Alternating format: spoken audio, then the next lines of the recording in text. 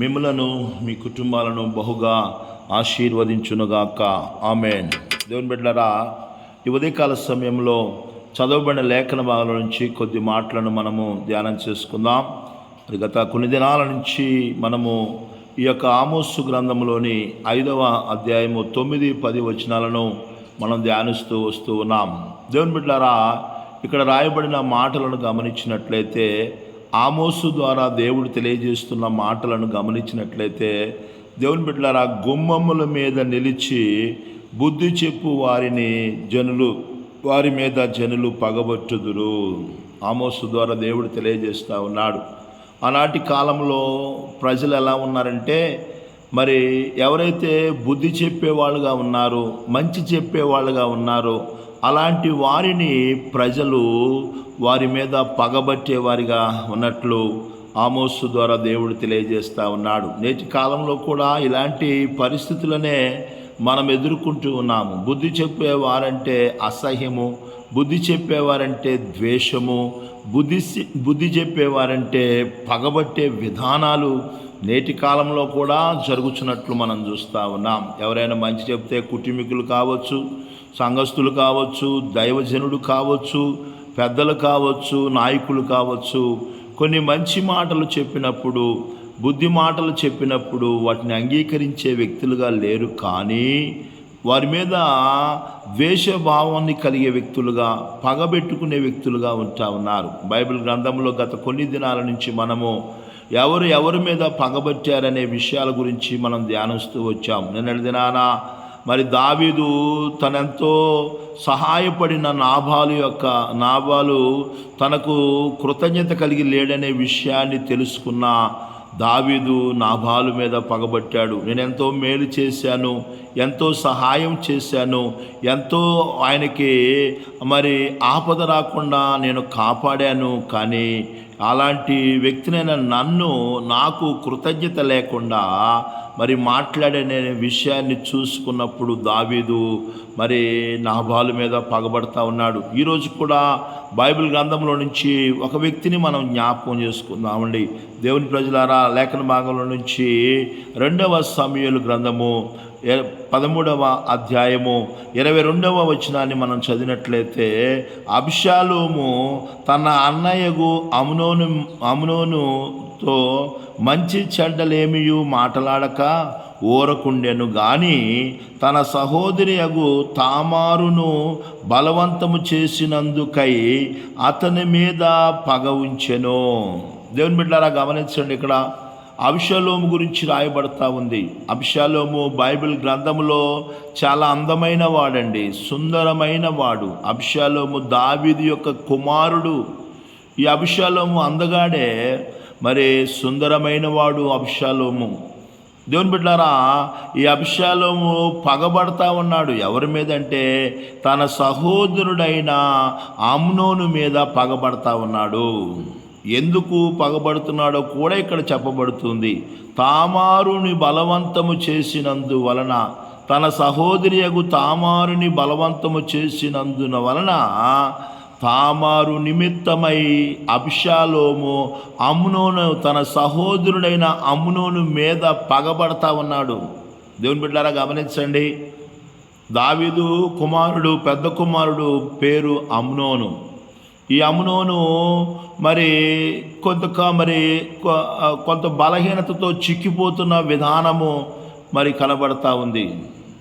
తన యొక్క మరి సహోదరుడు వచ్చి అడుగుతున్నాడు, ఎందుకయ్యా నువ్వు ఇలా చిక్కిపోతున్నావు, నువ్వు రాజకుమారుడు కదా, నీకేంటి బాధ ఏంటి అని అడిగినప్పుడు అమ్నోను చెబుతున్న మాట ఏంటంటే, అబ్షాలోము యొక్క సహోదరి, అంటే తన సహోదరి తామారు అనే ఒక ఆమె అందంగా ఉండటం వలన ఆమెను చూసి ఆమెను అనుభవించాలనే ఒక దుర్మార్గమైన ఆలోచన చెప్పినప్పుడు, దాని గురించి తెలియపరిచినప్పుడు ఈ యొక్క యెహోవా మరి ఈ అమ్నోను యొక్క సహోదరుడైన యెహోనాదాబు ఏం చెబుతున్నాడంటే, అతనికి ఒక చెడు సలహా ఇస్తా ఉన్నాడు. ఇదిగో ఆమె తన యొక్క అబ్షాలోము యొక్క సహోదరి చాలా అందంగా ఉంది, ఆమెను నేను కోరుకుంటున్నాను అని చెప్పేసి ఇతను కూడా సహోదరి అవుతుంది.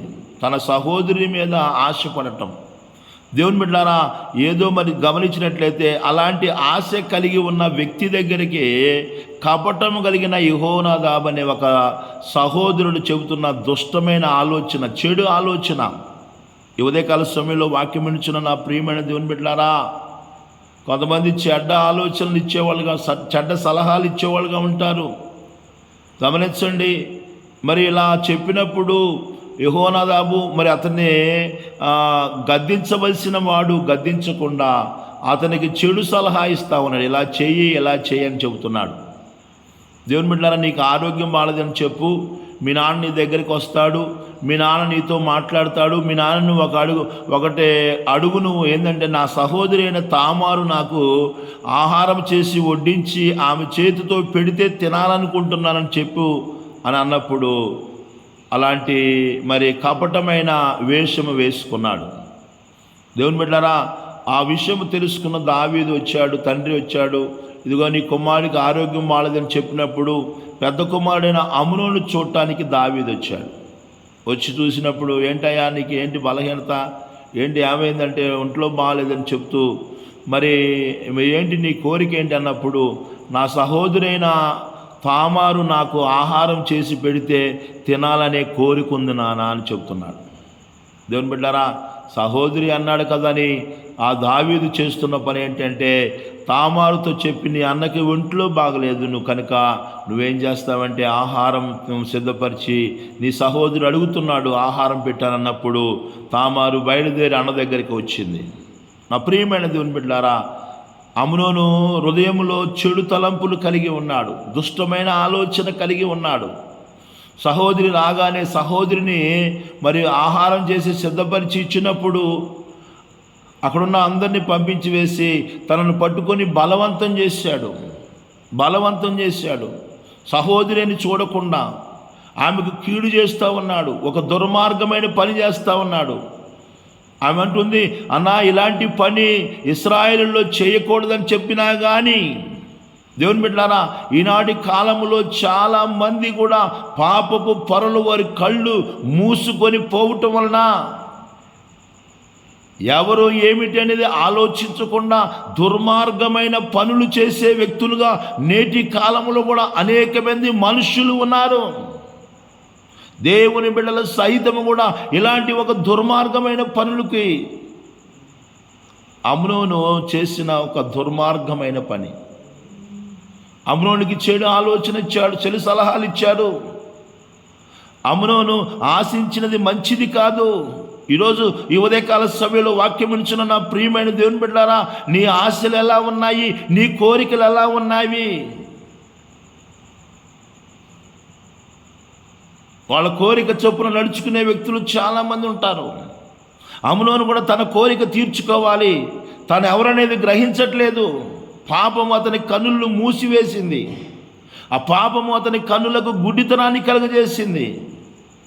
అయ్యో నేను ఎవరిని ఏం చేస్తున్నానని గ్రహింపులేని స్థితిలో అమ్నోను ఉన్నాడు. నేటి కాలంలో కూడా అనేకులు ఇటువంటి ఒక దుర్మార్గమైన చర్యలకు పాల్పడే వ్యక్తులుగా ఉంటున్నారు. ఎవరో ఏమిటి వాయు వరసలు లేకుండా అనేక రకాలుగా నడుచుకునే వ్యక్తులుగా నేటి కాలంలో ఉంటున్నారు. దేవుని ప్రజలారా, ఒకసారి మనల్ని మనం పరిశీలన చేసుకోవాలి. తనను బలవంతం చేసిన తర్వాత అక్కడి నుంచి వెళ్ళగొడుతున్నాడండి. ఆమెను ఎంతగా ప్రేమించాడో ఆ బలవంతం చేసిన తర్వాత అంత ద్వేషిస్తూ ఉన్నాడు, దూషిస్తూ ఉన్నాడు, అక్కడి నుంచి నెట్టివేస్తూ ఉన్నాడు. ఆమె బ్రతిమిలాడింది. దేవుని బిడ్డలారా, ఆమె తన్ననే ఒక ప్రేమతో వచ్చినప్పుడు ఆమెను బలవంతం చేసి ఒక దుర్మార్గమైన చర్యకు కారకుడయ్యాడు అమ్నోను.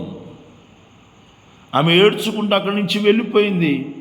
ఆ విషయము దావీదుకు తెలిసింది, కానీ రౌద్రము కోపము తెచ్చుకున్నాడు. కానీ కుమారులు చేసిన పనికి ఏమనలేదండి.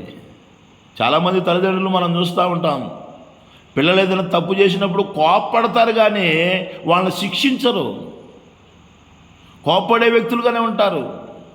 నా ప్రియమైన దేవుని బిడ్డలారా, దావీదు కూడా తన పిల్లలంటే ఎంతో ప్రేమ, అయినా కానీ తప్పు చేసినప్పుడు చెడుగా నడుచుకున్నప్పుడు, దుర్మార్గమైన చర్యలకు వాళ్ళు పాల్పడుతున్నప్పుడు, ఒక ఉన్నతమైన స్థానంలో పెద్దగా ఉంటున్న, ఇంటికి యజమానుడిగా ఉన్న ప్రతి ఒక్కరు కూడా పిల్లల్ని గద్దించాలి, శిక్షించాలి, బుద్ధి చెప్పాలి.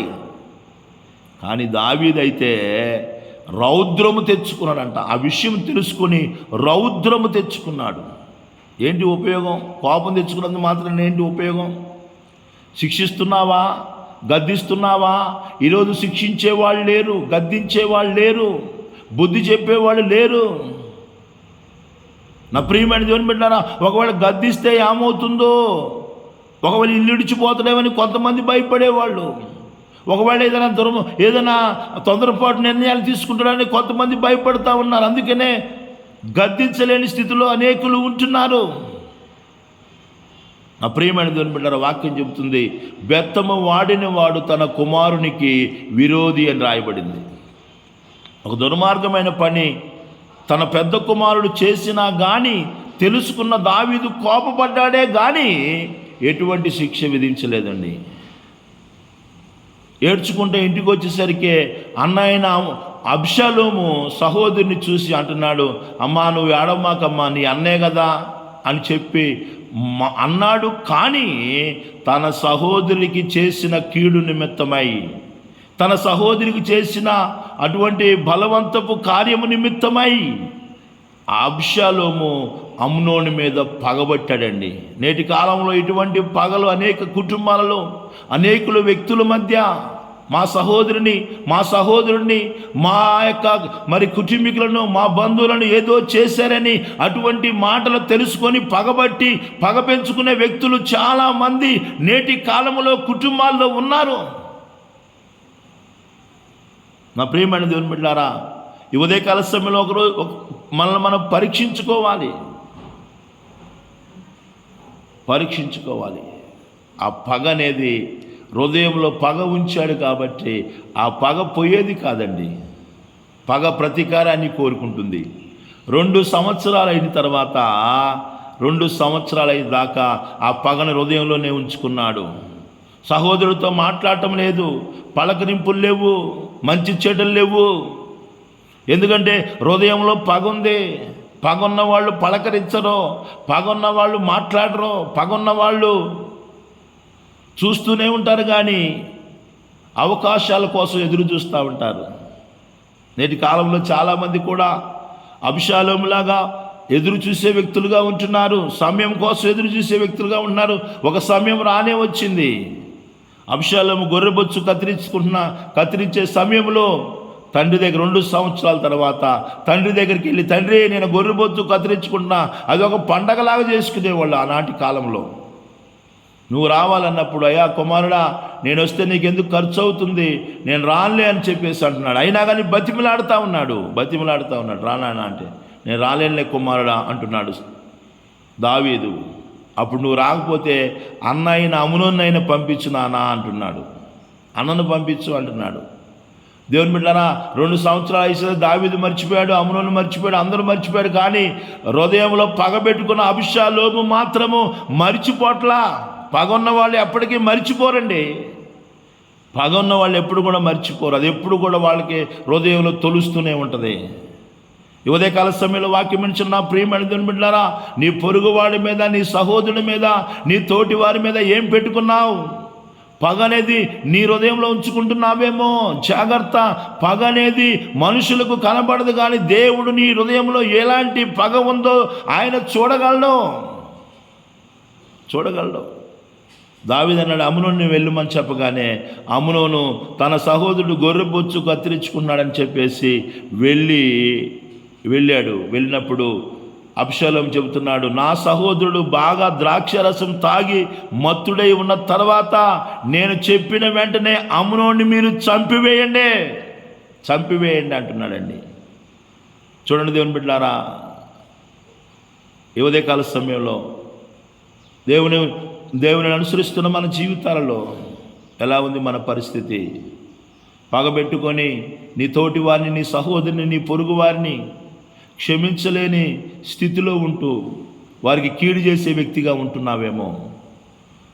అమ్నోను బాగా మత్తుడై ఉన్న తర్వాత అబ్షాలోము చెప్పగానే అతన్ని చంపివేశారండి, చంపివేశారు. అమ్నోన్ని చంపివేశారు. పగ తీర్చుకున్నాడండి అబ్షాలోము. ఈ ఉదయకాల సమయంలో వాక్యం వినుచున్న నా ప్రియమైన దేవుని బిడ్డలారా, అమ్నోను చేసిన ఒక దుర్మార్గమైన పనికి కుటుంబాల్లో పగలు ప్రారంభించబడ్డాయి, వ్యక్తుల మధ్య పగలు ప్రారంభించబడ్డాయి. ఆ పగలు ప్రతీకారానికి దారి తీశాయండి. ఈ ఉదయకాల సమయంలో మనం చేస్తున్న క్రియలను బట్టి కుటుంబాలలో, సంఘాలలో, సమాజాలలో, వ్యక్తుల మధ్య, కుటుంబాల మధ్య పగలు ఏర్పడుతున్నాయేమో జాగ్రత్త. పగ ప్రతీకారాన్ని కోరుకుంటుంది. పగ కలిగి ఉండకూడదని దేవుని మాటలు మనకు తెలియచేస్తూ ఉన్నాయి. సహోదరుడే కదమ్మా అని ఓర్చుకోని చెప్పిన అబ్షాలోము హృదయంలో మాత్రం పగుంచుకొని తన సహోదరుడు చేసిన తప్పిదాన్ని క్షమించలేక పగ పెంచుకొని ప్రతీకారాన్ని తీర్చుకున్నాడు. తద్వారా బైబిల్ గ్రంథంలో ఒక దుర్మార్గమైన చర్యకు కారకుడయ్యాడు. ఈ ఉదయకాల సమయంలో వాక్యం ఇచ్చిన నా ప్రియమైన దేవుని బిడ్డలారా, పగ ప్రతీకారాన్ని కోరుకుంటుంది. పగ తారతమ్య భేదాలు చూడదు. పగ మరణాన్ని కోరుకుంటుంది. పగ వల్ల నీవు దేవుని దృష్టిలో మరి ఆయనకు అసహ్యుడు అవుతావు. పగ పరలోకానికి పోకుండా నేను అడ్డుపడుతూ ఉంది. కనుక పగలు ప్రతీకారాలు కలిగి ఉండకుండా ప్రభు మనల్ని క్షమించిన విధంగా, ఒకవేళ తెలుసో తెలియకో చేసిన మరి పొరుగువారు చేసిన పాపాలను బట్టి, చెడును బట్టి, దేవుని బట్టి, దేవుని ప్రేమను బట్టి క్షమించే వ్యక్తులుగా ఉండాలని, క్షమించి ప్రేమ కలిగి నడుచుకోవాలని, అటువంటి కృపను, ధన్యతను ప్రభు ప్రతి బిడ్డకు దయచేయనుగాక. అనేకమైన విషయాలు ఉన్నాయి, చెప్పడానికి సమయం లేదు. దేవుడి కొద్ది మాటలు మనందరి వినికిడిలో దీవించి ఆశీర్వదించునుగాక. ఆమేన్. ప్రార్థన చేసుకుందామండి.